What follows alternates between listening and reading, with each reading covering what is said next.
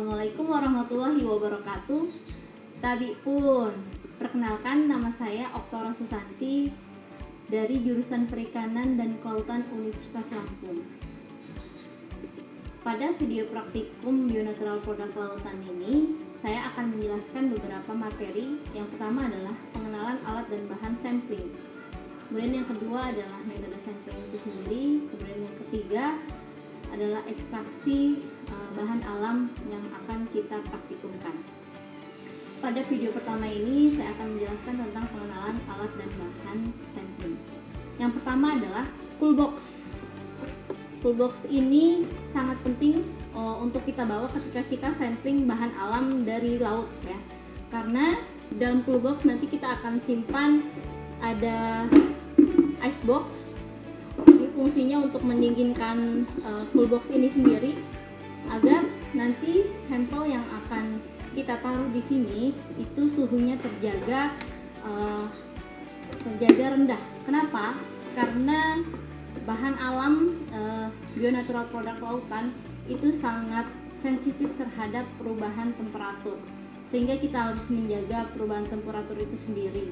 Seperti itu. Jadi kita sangat membutuhkan coolbox atau ruang pendingin untuk sampel yang kita ambil, khususnya ketika kita mengambil sampel pada tempat yang jauh dari laboratorium yang akan kita gunakan.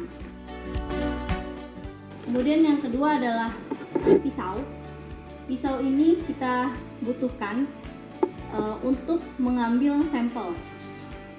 Ketika itu misalkan kita mau sampling mangrove ataupun spong ataupun mikroalga ataupun teripang dan sebagainya yang ingin kita teliti sebagai tadi bahan bionatural product, itu kita membutuhkan ini terutama adalah mangrove dan spong ya, untuk memotong bagiannya. Kemudian golok ini ya dibutuhkan ketika memotong benda-benda yang keras. Yang keras di sini mungkin seperti mangrove. Jika kita ingin sampling bagian akar ataupun batang, nah itu kita membutuhkan golok ini. Kemudian adalah plastik zip atau wadah sampel. Ukurannya disesuaikan dengan sampel yang akan kita ambil, seperti itu. Fungsinya adalah sebagai tempat sampel. Kemudian selanjutnya adalah spidol permanen. Ini alat tulis untuk memberi label pada wadah sampel ya, agar sampel yang kita ambil tidak tertukar. Kemudian selanjutnya adalah kertas label.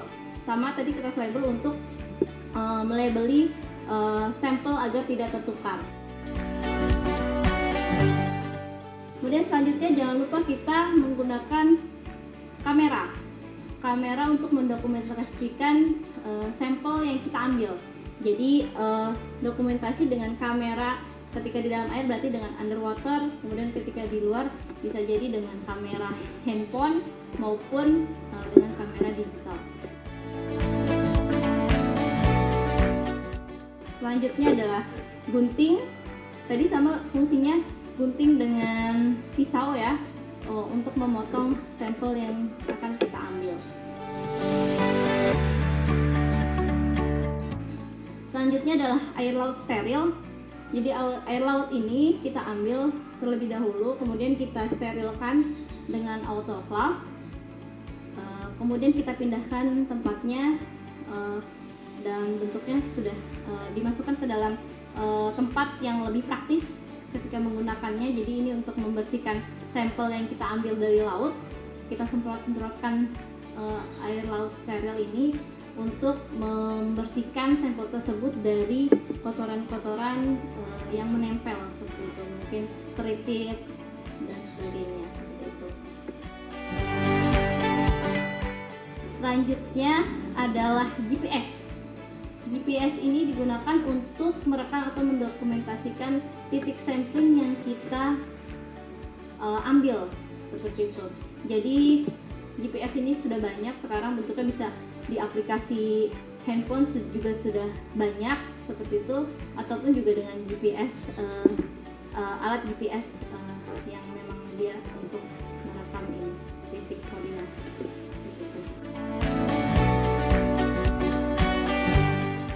Selanjutnya adalah box container.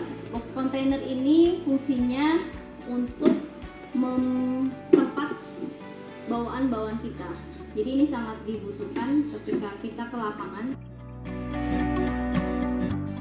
Selanjutnya adalah sepatu boot. Sepatu boot tersebut untuk melindungi kaki kita dari banyak ya, dari mungkin sampah-sampah beling, gelas, kaca, botol kaca seperti itu. Selain sepatu boot mungkin bisa kita pakai all bike ya, biasanya kalau mahasiswa seperti itu. Yang penting kita harus melindungi kaki kita dari benda-benda tajam. Selanjutnya skin dive ya. Skin dive ini ada Google ini biasanya yang sudah advance ya, biasanya pakai Google aja, dan pin ya seperti itu, atau kaki renang, atau bisa juga ya skin dive yang lengkap, kaki renang, kemudian ada masker dan snorkel. Jadi ini fungsinya untuk mengambil sampel yang ada di dasar laut ya, seperti itu. Biasanya skin dive ini digunakan ketika kita ingin mengambil sampel pada kedalaman 1-5 meter, itu kita masih bisa pakai skin dive. Selanjutnya kita membutuhkan sarung tangan ketika kita mengambil sampel. Sarung tangan tersebut untuk melindungi tangan kita dari sengatan-sengatan biota-biota alam yang ada di laut ya, yang sifatnya beracun ataupun berbahaya bagi kita ya. Sehingga sangat dibutuhkan sarung tangan tersebut.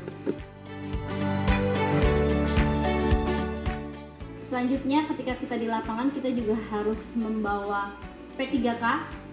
Itu tidak boleh terlupa juga karena itu sangat penting, karena ketika di dalam laut ataupun di lapangan kita tidak pernah tahu apa yang akan terjadi, sehingga kita harus prepare atau siap sesiap mungkin.